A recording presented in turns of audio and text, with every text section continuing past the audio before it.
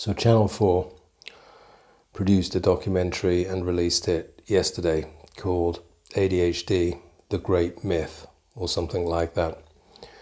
It's critical of this particular diagnosis or this particular neurodevelopmental disorder, alleged.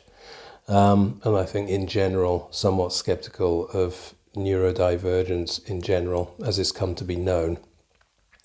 Obviously, attention deficit and hyperactivity disorder, like autism and other disorders, is not a mental illness, it's not an emotional disorder, it's a developmental disorder affecting cognition and neurological function, allegedly. The program largely followed the critiques of theorists like Dr. Sami Tamimi, who I've spoken about before, and other prominent critics of the diagnosis, who go back decades, to be fair. I've been talking about it for years, but there are psychiatrists and psychologists out there that have been criticizing the harm of diagnosing perfectly normal kids, in particular, with an illness which is incredibly spurious, it looks like. They've been preaching this one for decades. And of course, when you marry it up with the insane levels of over-medicating, again, especially of children, with medicines that are mostly stimulants, people bang on and on and on about the fact that there is one non-stimulant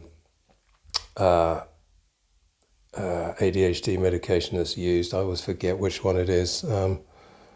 Modafinil maybe, or something like that, but there are not technically ADHD meds that are non-stimulant, but they're not used very much. Usually it's Vyvanse and Ritalin, which are, effectively just a few molecules away from amphetamine, and of course have side effects over the long term. So it's been, there have been a lot of people screaming about this very loudly for a very long time. I mean, I have no wish to upset people for no reason. I'm not gratuitous in my criticisms of things, but I am a little bit of an iconoclast. I like to smash things when I think that they are harmful, dangerous, in some extent bullying. This lobby group to do with neurodivergence has become a lot like the trans kind of lobby groups, quite bullying of anybody that doesn't agree with it. And yeah, my natural instinct is to fight back against that sort of stuff, but I don't think I want to be gratuitous. I don't take any pleasure in it. In fact, I find it quite cumbersome to have to court controversy in that kind of a way. But it is good to see that public national broadcasters coming to their senses. And it's quite surprising, really, because Channel 4 is famously quite progressive and left-leaning. And this, as I said, is this particular cause is a bit of a darling of the left. I mean, on the one hand, ADHD and neurodivergence is taking everyone now. Everyone and their brother is self-diagnosing or seeking a diagnosis, which is a point that the documentary made. But it is in particular, I think, accessible to progressive youth in particular, I would say. It is an identity subculture. It's become an identity subculture among certain portions of the youth. And it's been noted recently that that does lend itself quite nicely as well to this kind of what they'd call in Korea and Japan the let it rot movement among the youth, which, whilst understandable, because the pace of economic development in most advanced industrial nations is very slow and sluggish, and young people, Gen Z, have been got the short end of the stick. So whilst it's completely understandable why they'd think, well, screw this, there's no point even trying to get a house or a career. On the other hand, it is something of an existential threat to most societies to have a significant proportion of your youth crying off with spurious, fake illnesses, right? So it has been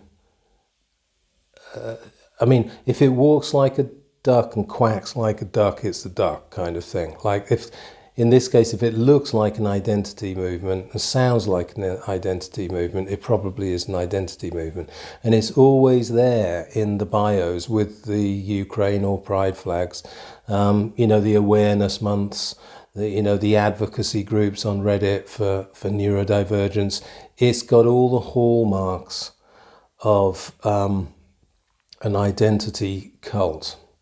And that was one of the points that the documentary was making, but the other being, as I said, the real world economic impacts, not just the psychological impacts, the medical and health impacts of wrongly diagnosing millions of kids with an illness that probably doesn't exist and over-medicating them on amphetamines, as if that wasn't enough of a scandal, is having a pronounced impact on our economies, and because of the amount of benefits that are available to people. Now, famously, welfare and benefits are easier to scam when the disorder you have is so nebulous. So back in my day, it was the old bad back. You know, it's very difficult for a doctor to prove you haven't got a bad back if you say you have. This is kind of the neurodevelopmental version of that, or, you know, most neurodivergence is like that. It's amorphous, nebulous, self-reported.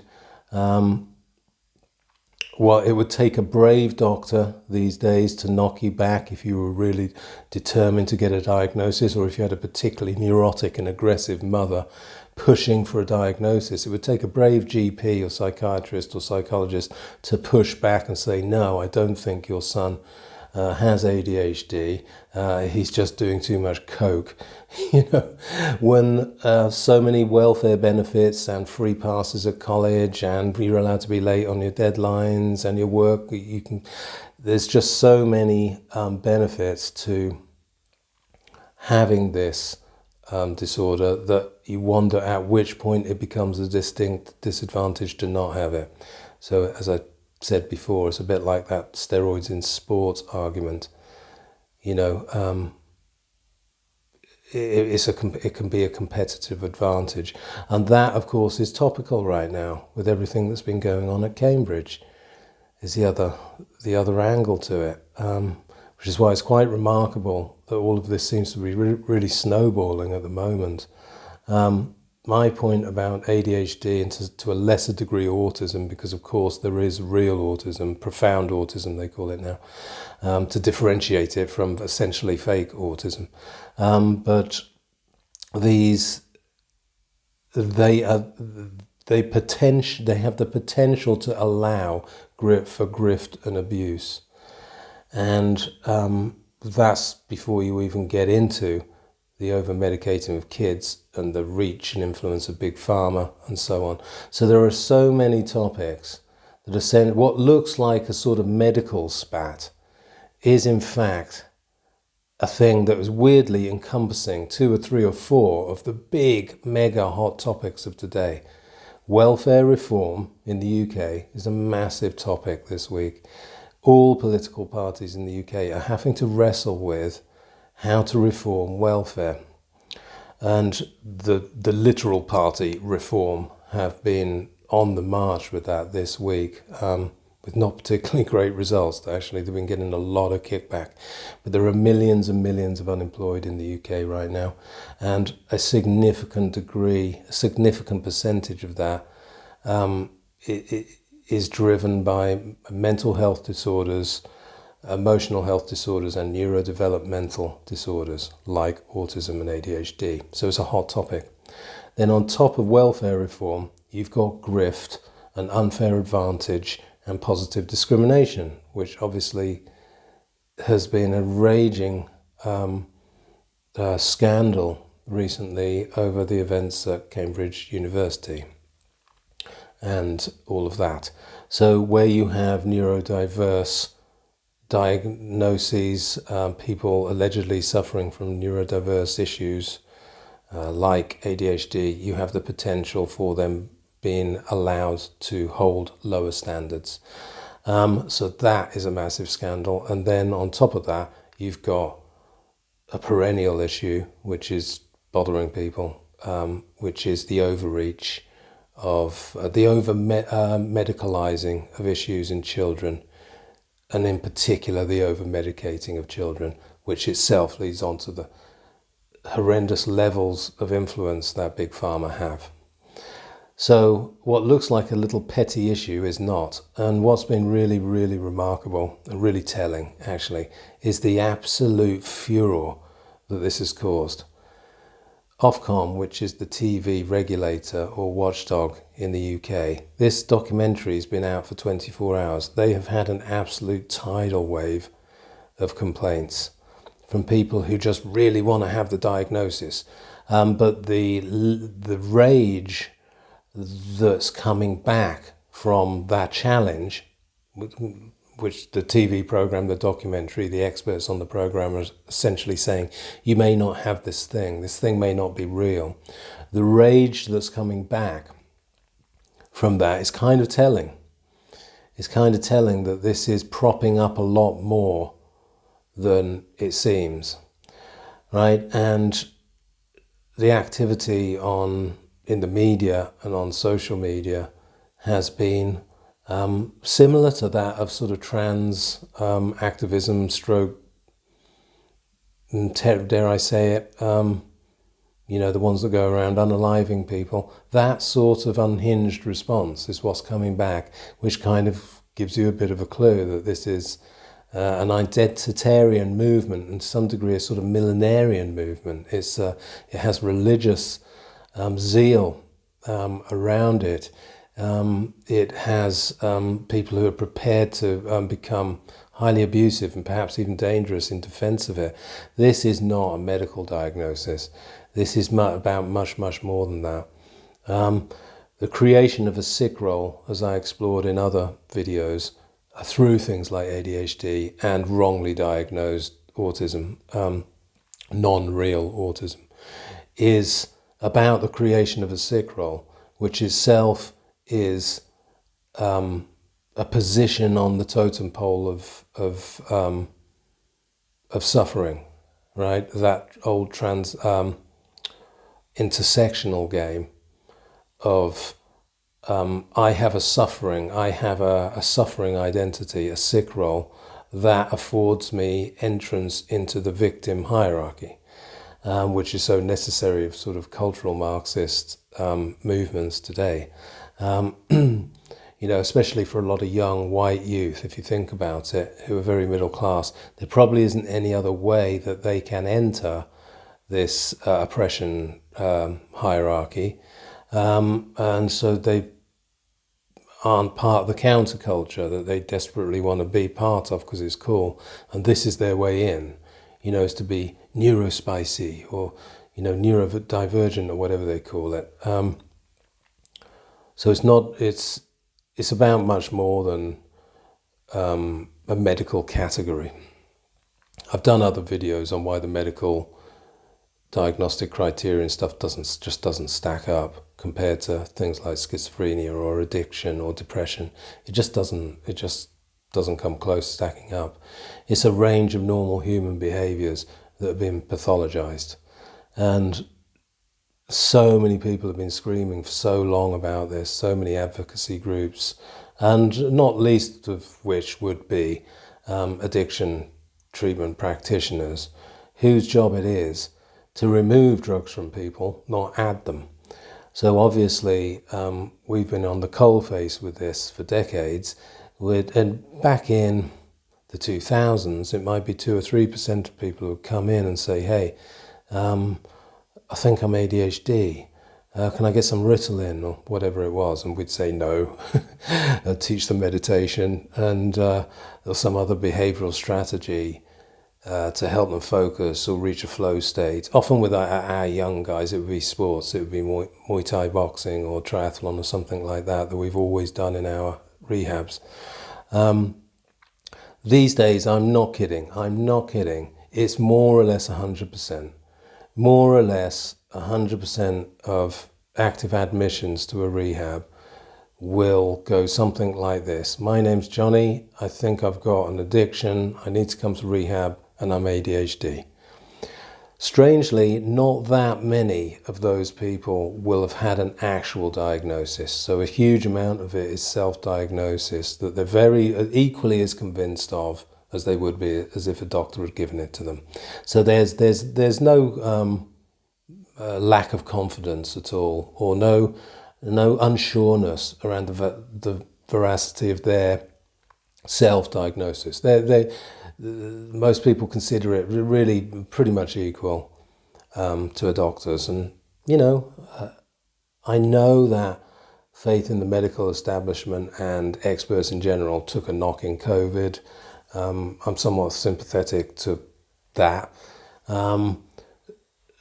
But it is startling how people don't really feel it's really necessary at all to have an actual diagnosis. And if I push it, did you get that diagnosis from a psychologist or a doctor? Not that it would matter if they did, because it ain't real anyway.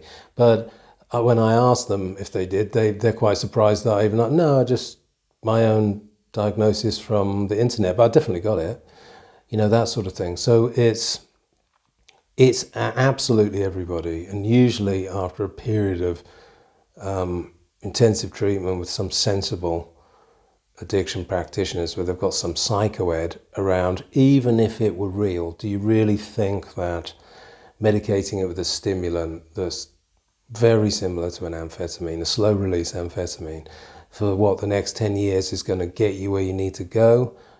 Most people agree, no, and then we crack on and find behavioural strategies for them to deal with their inattentiveness and tendency to be easily bored, which they medicate with cocaine and meth, which is as good as Ritalin in the short term. Obviously, I'm not advocating people use cocaine or meth instead of Ritalin to medicate their ADHD, but they do. That is why people take illicit stimulants. And while Ritalin and Vyvanse are much more manageable when prescribed by a doctor, obviously more so than scoring meth on the street, is much, much less chaotic, but there are some side effects, lots of side effects to long-term stimulant use of any kind, whether it's legal or illegal, prescribed or illicit. So I'm really glad to see such mainstream broadcasters approaching this issue, which is a scandal, and bringing some home truths for once, doing the job that high quality media outlets should do, which is to talk about difficult subjects, do hard investigative reporting, say things that aren't going to be popular, instead of just going along with the zeitgeist all the time.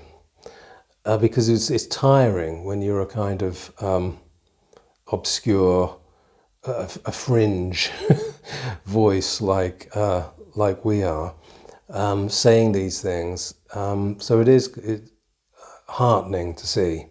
What was more worrying, though, was the backlash, although completely to be expected for reasons I've outlined, because